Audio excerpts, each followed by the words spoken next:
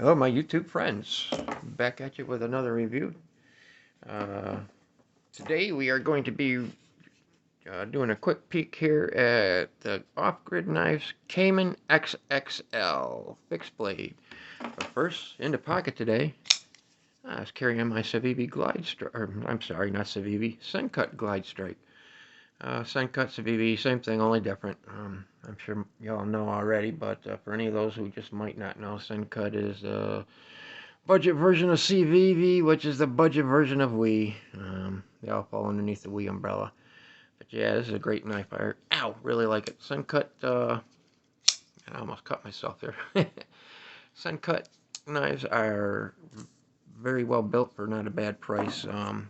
Same quality as Civivi, only a little cheaper, a little different materials. But anyways, the off-grid knives Caiman XXL. This thing is just one big badass knife. I really am digging it. Obviously, Kydex sheath, hooks to your belt. You can got both a snap and Velcro, so you can take it on and off your belt without having to undo your belt. No real rattle. Just, I don't know. That's very, very, very tiny, maybe, but not much. Love how they do the thumb ramp there. Ballistic, excellent retention. Ballistic retention. And there's the knife. Big old clip point Bowie style blade, D2 steel, cryo treated, and G10 handles. Give you just a real quick rundown on the specs here. Blade is 7 inches. As I mentioned, cryo treated D2 with HRC of 61, or so they claim anyways. Blade width from top to bottom there is 2 inches. Thickness is 4 millimeters, and the handle's 5 inches, and as I said, comes with a Kydex sheath. I forgot to mark down the weight, but I think it was about 14.5 ounces. It's a big knife, so that's not terribly bad. And jimping on it is good, works really good. It's good, effective jimping, and like I said in other reviews, I'm kind of nitpicky with jimping. If you're going to do it right, and this is done right. It will grab your finger without tearing your thumb up, or grab your thumb rather, without tearing it up too bad. Plain edge, saber grind, nice wedge on the clip right there. Kind of comes up a little bit like a harpoon, sort of, kind of, but not really. Um, just a generally just a Bowie style, Bowie, however you want to say it, style knife. G10 handle, which is connected by T10 Torx bits, so you can take it off and clean underneath if you so desire. No choil, but don't really need one. But on a knife 7 inches like this, I usually kind of like a little bit of a choil, but at least it gives you more usable edge anyways without the choil. The plunge grind is done well, so you know, you're going to get all of that right there, space to sharpen, so you're going to get a lot of life out of the blade.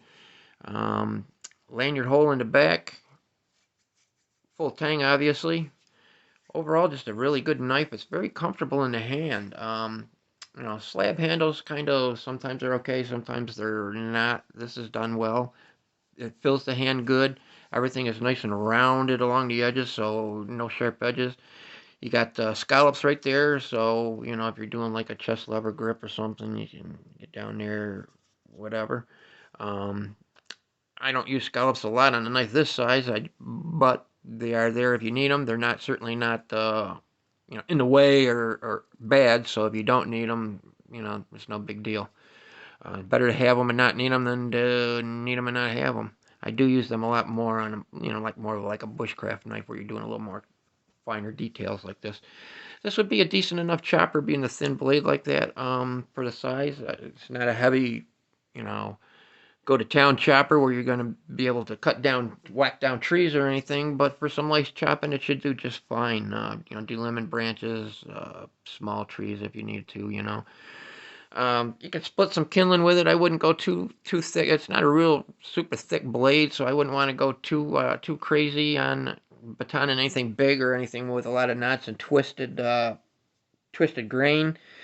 but it'd be fine for a little kindling. And you know, on the bigger stuff, you're not going to want to do a lot of batoning anyways with that clip point there. It's going to chew up your baton really quick.